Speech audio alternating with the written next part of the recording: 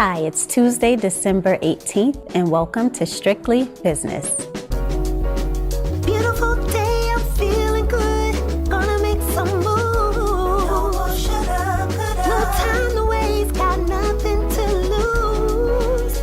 Now it's time to move forward. Baby, all I can be. So glad to be free. 'Cause I know if I try, I ain't gonna stress. 'Cause I'm taking care of business. Strictly business.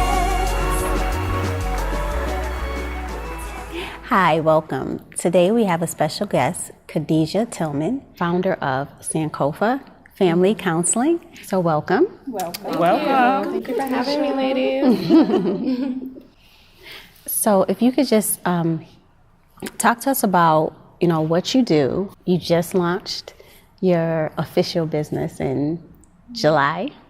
Was it in July? Yeah, July, August. July, yeah. August. So just, tell us about the services that you provide.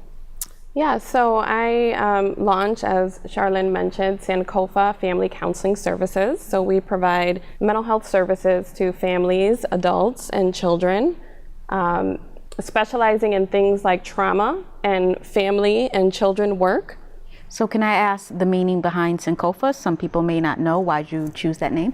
Yeah, so Sankofa, so I specialize in trauma therapy. I do a special kind of therapy called EMDR, and that has to do with going back into the past and looking at memories and situations and experiences that have been difficult to manage, and our brain processes those experiences in a way that can be damaging in the present life. So Sankofa means going back, to bring forward what is needed to be well in the present. Love it. Love it. Do you see more children than adults? Or do you kind of specialize just? I started off as an adult therapist, so historically I've always worked with adults, and with the private practice I branched off into working with children and youth. So my caseload, the population that I work with, is approximately half and half, with a good focus on teens. I have a lot of teen girls in my practice. Wow. In talking about depression in the Black community, have you had a lot of people not want to come forward and talk about what they're going through because it's just like Yvette said earlier, a taboo? As Black women, we are supposed to be the strong ones, and we don't have any problems. If we do, then we have to just deal with them. It's not depression, I'm not dealing with depression. Yeah, definitely. I think that, historically in our culture, in our society, depression is like, a white woman's disease almost, right? But what I've learned and what we know is that depression is an illness just like any other illness, like diabetes, like high blood pressure. It affects everyone, regardless of race, gender, sexual orientation. We all are impacted by that. I think for our people, for Black people, it's harder because we're, especially Black women, right? We're supposed to be strong and capable, the superwoman, right? Hold down the family, the man, the job, everything, and do it all. But it affects us just the same. And what does that look like when it affects us? I'm sure everyone may respond differently, but what are some of the main symptoms people come to you with? Some of the primary symptoms of depression, of course, sadness, lack of motivation, so not wanting to get up and do the things that you would normally want to do or do in your daily life, lack of energy, feeling tired, irritability, anger, right? So just feeling like you don't want to be bothered and, irritable, and that kind of goes into place with us as Black women, right? Like one of our stigmas is the angry Black women, right? And we're all trying to hide from that. But in reality, irritability is associated with anger, and that is a classic symptom of depression. So you have to try to, is this normal for me, or am I more irritable or angry than I normally am? And that's for anybody. Mm-hmm. That's huge. I can see many of the symptoms you said as being taken on as normal. Like, oh, this is normal. I'm just going through, I'm having a bad day, when in terms it could be something more serious that has to be addressed. Yeah. And even as you're describing it, a lot of times, people think of depression, they think of someone walking around crying or sad, where depression can be Tanisha with a big smile on her face, you know, and it's just like not knowing that internally there's something wrong, like she's having those symptoms. And a lot of people see, when you see depression, even with, you know, some of the sites and memes that you see a lot of people, they're sad or they're crying or, you know, someone's hugging them, but that's not always the case. Right, yeah, like a lot of times, you know, we go on our day-to-day life, our 9 to 5, working with our children, you know, expending all of that energy to put into the day-to-day, but when you're alone in your home, you feel tired, exhausted, sad, you know, and maybe not crying, you know, maybe it's just, you know, a lack of energy, wanting to do anything, lack of passion for the things that you used to be interested in.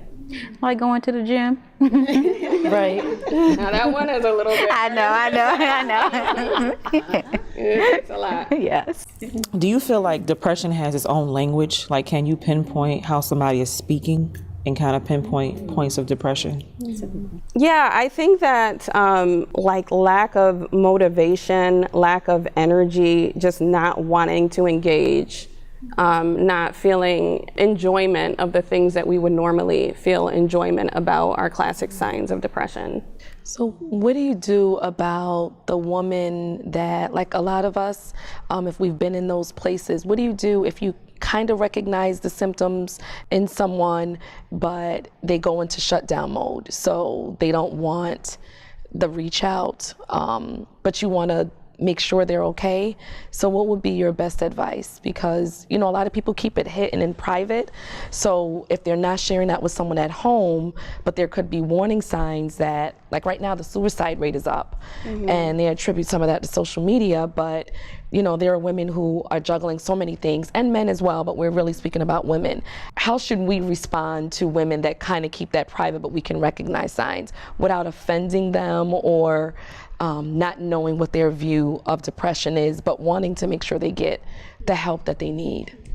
I think that if you have concern of a woman, you know, that she's in a depressive space, that you definitely want to reach out and be pretty overt, you know, about what you think and what you're seeing, and, you know, what, you know, there's options out there, you can get treatment. You know, I think that you do need to be direct with people, especially in a depressive state, because sometimes your brain is just not processing, so that hinting around the bush, you just need to be direct, like, hey, you're not yourself, you don't look so good, you look depressed, look, these are the symptoms of depression and this is what I see in you and I would like to get you some help.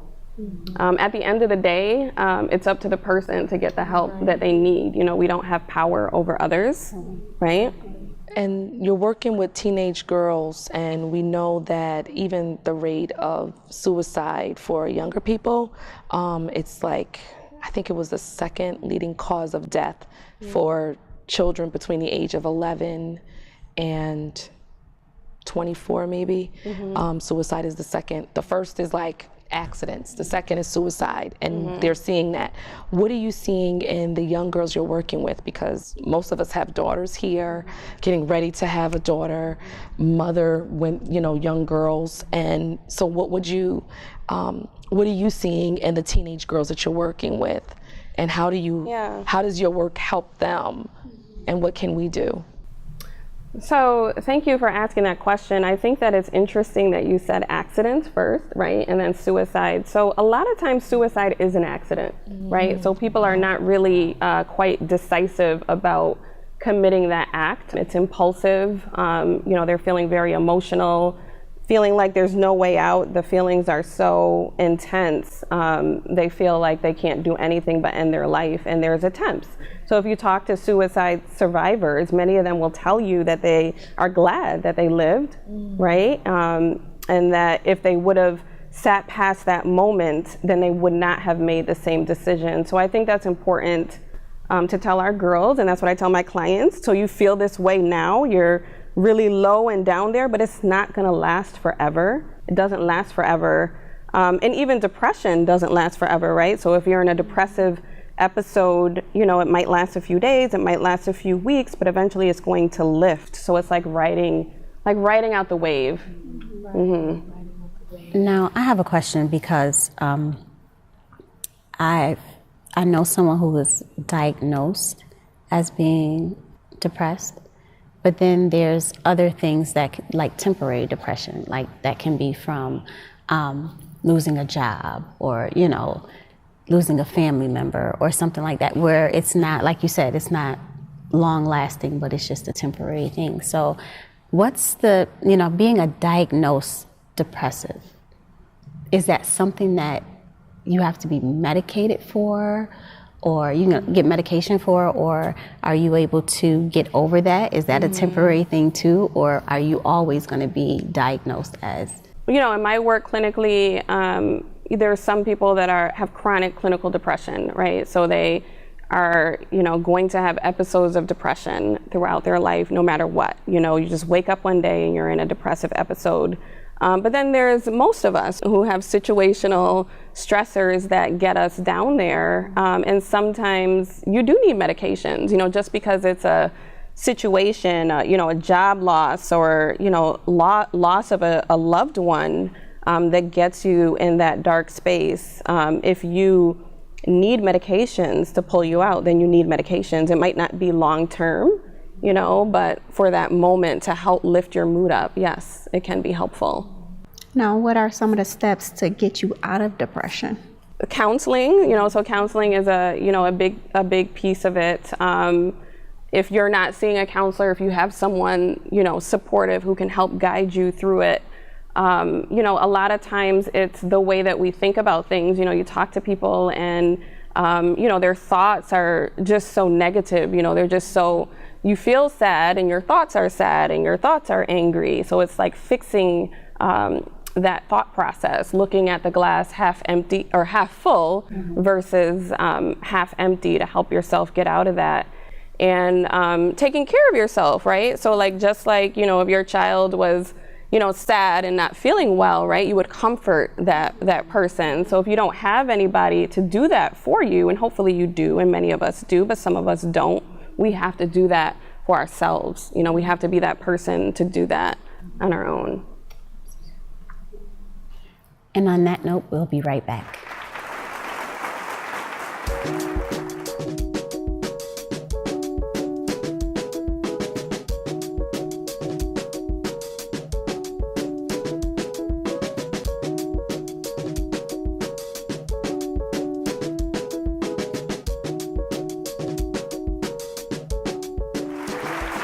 Welcome back to Strictly Business. We're talking to Khadijah Tillman, and we're discussing a very serious topic on depression. So one of my questions was something that's come up for me, and I know a lot of people, I won't say women, that crash effect. So you're behind the wheel, you're going to work, and it just flashes through your mind real quick, and it's flashed through mine, what if I just crash? And then you immediately just snap out of it. So can you speak to what that is? And for me, it wasn't when I was in a depressed state, although I've dealt with and battled depression before, but it's just in the midst of doing something. And can you speak to what is that process about, and how common is that, and is that normal? So I think that it is somewhat normal. I think that many of us can relate to that experience. Even thinking back to my childhood, getting in trouble, being sent to your room, and it's just like, well, what if I just jump out of the window, Right. I just want to end it all, right? I think sometimes the emotions are so intense that we want to match that intensity with something like crashing the car or suicide or cutting ourselves, but we have to remember that that's not rational, and that's not really what you want to do. So similarly to what I was saying earlier, about people who consider suicide, it's a temporary thing for many, right? It's a temporary feeling, and that urge to crash the car is only gonna last for a few moments. So don't do it. Right. And another thing that I tell my clients, many, part of the therapy process is developing proper coping skills that work for you. And people will say, well, I like to drive, when I'm feeling upset and I'm feeling angry. And it's like, no, it's not a good idea. Yeah, it's not a good idea. Don't do that. Just, do something else, watch a soothing, neutral movie. Lay down, go to sleep, take a nap, listening to some soothing, don't get behind the car. Do some push-ups or exercise. That's a big thing for me, especially when you're feeling like really upset and angry and really hot. That's very physical. So it's like, do some physical exercise to get that out. Don't get behind the wheel. Yeah, that's my go-to, the treadmill with my headphones. I have my music on and I just hit the treadmill. And it's just like, you feel so much better afterwards, though. Yeah. So much better. So my next question was, how do you handle your own stressors when you deal with so many clients that's dealing with depression? Because you just said that you like to work out. So how do you filter through your own emotions? Yeah, so it's hard, but I will say that at some point in my career, the advice that I give other people, I just use it for myself. You just use, you have to preach what you speak, and that gives more reality to that, these interventions do actually work for you. But it is very difficult, but it's beautiful work, and I couldn't imagine doing anything else. And so to come to your location, is it private? Is it through insurance? How does someone get connected with you, and how do we? We take many insurances, not all. So most of the services and the people that we serve are billed through insurance companies. So you just have to give us a call, and Tracy or I will set up a visit for you. What did you do before you started your business? So I used to work at a community mental health center through Rochester Regional, so I did counseling in that setting. And then prior to that, I worked in the psychiatric emergency room at Rochester General Hospital. So I did the acute, like the mental health evaluations for, like if somebody comes in for a mental health arrest, I would do those evaluations, or acute psychiatric crisis. And then I supervised that unit as well for a few years. And what sort of broke your sort of fear of going into your own practice? Because for many women and people who watch the show, we always talk about entrepreneurship and trying to build up sort of the next generation. But what was it for you that says, you know what, I got to do my own thing and sort of go into practice yourself? I guess I started off very slowly, so it was a transition. I played around with just a few cases for a while, and then over 3 years, I decided to transition, and that I was doing well enough to have my own thing. Yeah. Wow, that's amazing. Yeah, that's the scary part, Just breaking. finally saying, okay, I'm going to do this. Right. I'm going to do this. You just have to have faith. Yeah. So how do you know your one of your cases is complete, that you can kind of break away and it can become independent without your help? So there's a couple of ways. There's many standardized assessments. We have depression, post-traumatic stress disorder, anxiety assessments that you can administer. But also, like, a big thing is, like, when you come to counseling, you don't have anything to talk about, right? You have nothing to talk about. Where do I start? And you're using the skills, like, okay, I was able to work through that situation and work through that. And it's like, okay, like, you're doing good. You don't need me anymore. And that is the ultimate goal, not to stay in forever. And then, of course, if things get bad again, you can always, come back to counseling, and that happens. And when we come back, we want to just speak with Khadijah on some tips that she can give us during this holiday season on how to kind of overcome the depressive state we may be in. So we'll be back.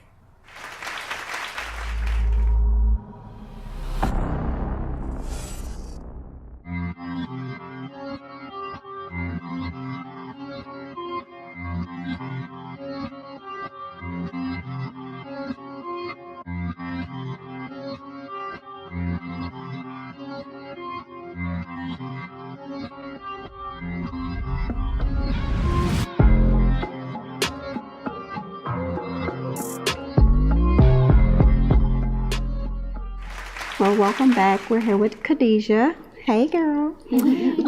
What are some tips that you can give us? We know the Christmas is coming up. It's the holiday season. What are some tips you can give us for people that will go into depression during this time? I think that the holidays can be very difficult for some people, and to not overlook that, right? And to not say, like, oh, you could do this, this, and that, and it's going to be all good, because it's not. It might not be like that for some people. But if you do have a support system friends, family that you can visit with, that you feel comforted by, then definitely try to get the energy to seek out those people. Nowadays with social media and online, there's lots of positive, groups and connections that you can connect with online if you feel like you don't have family or friends.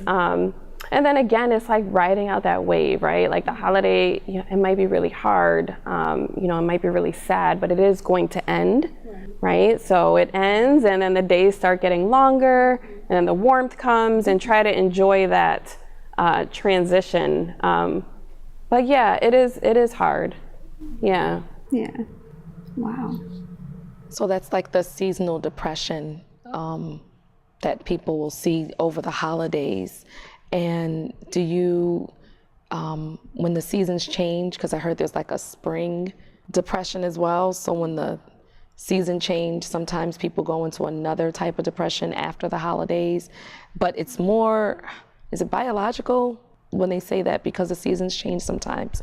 We physically feel off, which makes us feel kind of in a funk. I think that sometimes what I see in my work is that you're still like, spring comes and you're still depressed. So it's like, why am I still depressed, right? And it's like, well, you're dealing, you're depressed, like you're dealing with depression. So it still hurts even though the sun is shining. So yeah, but I don't know about really what you're talking about. But some people are, very sensitive to different changes and transitions and like even like time zones and things like that, and whether, people are more sensitive. Yeah. So for the people that, like even for the holiday season, you may have lost a loved one, or you may have, went through a breakup. How do you remedy somebody that always looks to be down during that time, even if it was 10 years that it happened? I think that like pointing that out to somebody, that it seems like, every time, this year comes around in a sensitive way, right? And when you have enough information to point that out, maybe you should get some help or try to look at things a little bit differently. But ultimately, it is that person's choice to do something different, right? It's not really your responsibility. You can't remedy, that situation, but pointing it out, like, this is what I see. This is what's happening with you. Do you want it to be different? Right. But even speaking to that, I noticed just around March, I'll just start feeling down and sad. And then wait, this is the time my mom died. So it's not even like I'm thinking about it. It just, all of a sudden, I'll just get like really sad or really upset. And then I realize, oh my gosh, it's my mom's birthday. It's around the time she died. So, I kind of just put those two things together. So it's not necessarily that I'm purposely trying to be down and sad during that time, but it's just something that it just happens, right? With the weather and the reminder of that season. Sure, yeah. And what do you do, Charlene, to break out of that then when you find that happening for you? I look at her pictures. Yeah, or I'll post it like, this time 11 years ago or 20 years ago, this happened. And so I'll go back through and look at her pictures, look at when she was pregnant with me, look at how much she looks like, how much I look like her and my daughter looks like her. So, just try to get some smiles out of that. But it's still rough. A lot of people think, I was 11 years old when my mom died. So a lot of people think, well, you should be over it. You never get over that, because then there's moments that I have with my daughter and I'm like, oh man, I wish my mom was here. You know what I'm saying? I wish I could talk to her about this or talk to her about that. So it's not really something you can tell somebody you'll get over it, or that, it'll get easier. It doesn't. Yeah. As I get older, it gets a little harder. Right. Right. Grief is very personal, right? So it's not something that you could get over easily, or there's a timetable like, okay, it's been 6 months, you should be better by now. It's not like that. Yeah. Just recognizing it though. And you're able to do that. So, and Charlene will roll up on you in a heartbeat. Like, I need to talk. And I think that's a healthy sign. I think that's such a healthy sign. Even when you're not in a good place, you're able to do that for other people. And I think that in another way helps you, because I've seen you in a place like that, and you still find a way to find out what's going on with someone else, and then it helps you in the process. So I think it's being there for each other, which I think is hard sometimes for us to do. We get busy and we just stay on the wheel and like, I can deal with it. And then you just have that one breaking moment where, you know, if you don't recognize it, that's when I think it's dangerous, you know? But then that's when you have others around you that are there that can recognize it, you know, to say, okay, I haven't heard from you, Christine. What's going on? How you doing? You know, how are things going? Charlene, if you go 2 days, if you're close to her and it's 2-3 days, she'll roll up on you. But that's a good, for me, I need that in my life because I normally won't reach out and other women sometimes won't reach out, but they don't have that. They don't have, well, they're not reaching out, so I'm not. Sometimes we assume if she's not reaching out to me, so I'm not going to reach out to her. Maybe she's upset. And you don't know that she's going through depression.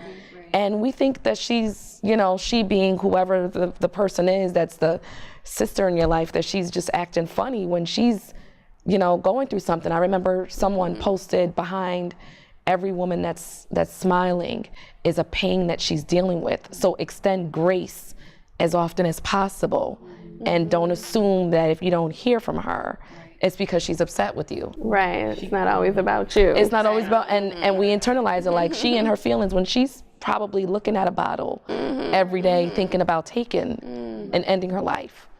So, you know, that grace thing is just important. It is, but it's also remembering those people that are there for you, that they need you there for them too. Absolutely. Because a lot of times we forget about that. Be like, okay, she's always there, but who's there for her? The person that's you know, there so for that's. everybody. I think that was on social media recently, like check on your strong friends, especially when we had a lot of the actors and actresses commit suicide this past year. You know, was check on your strong friends. On the outside, we can seem so strong, but on the inside, we may be breaking. Yeah, that's why I think it's important. Like, people serve different purposes in your life, right? So like, it sounds like you're gonna check on people, you're gonna notice, but not everybody is like that. And that doesn't mean that they're a bad person or that they don't care, they just don't have that. But you have to make sure that you have those people in your circle who do know you and do know when things are not right and are gonna reach out to you. Absolutely. I find that a lot of times, especially with Black women, it's hard for us to become vulnerable and transparent because we do have that, you know, superwoman mentality. And especially if like we're in the same age group, like they don't want to come to you and disclose, you know, their pressures and what they got going on. So they'll reach higher, or, you know, if she knows my history, I don't think she can really, you know, handle what I'm dealing with. Do you ever have people, or do you even turn away people that you know too much about? Can you still, you know? That's a good question. Yeah, like I'm not gonna work with, you know, like a close friend or an acquaintance even, or a family member. I guess if that's is that your question? Yeah. No. Even if they have that comfort with you, because some women may be like, oh, I would definitely. I'm not gonna work with you in a professional setting, you know, but maybe as you know, like a support, but no, not in a professional setting. I don't think it works well. Right. It doesn't work well. Yeah. That's a good point. What is your hours of operation? So most weekdays we're open from 9 to 8. We do sessions into the evening for school-age children and, you know, for adults who are working. We also work on Saturdays. So can you let the audience know how they can reach you and get in contact with you? Sure. So we're easily found online. We have a website that Charlene created for us. It's SankofaFamilyCounseling.com. Also, our phone number is 585-491-6646, and we can also be contacted by email, which you can easily find online. Thank you. It's been a blessing and a joy to be with you ladies and everyone out there. Yeah, well, we appreciate you coming on. Thank you so much. You were great. Thank you. Thank you for joining us. We ask that if you are going through depression, or you know someone who's going through depression, that they can always reach out and call 211 if they're dealing with something. And we just thank you for joining us this week. We thank Khadijah Tillman for being here, and she's also a good resource for you guys. So we'll see you all next week. Bye.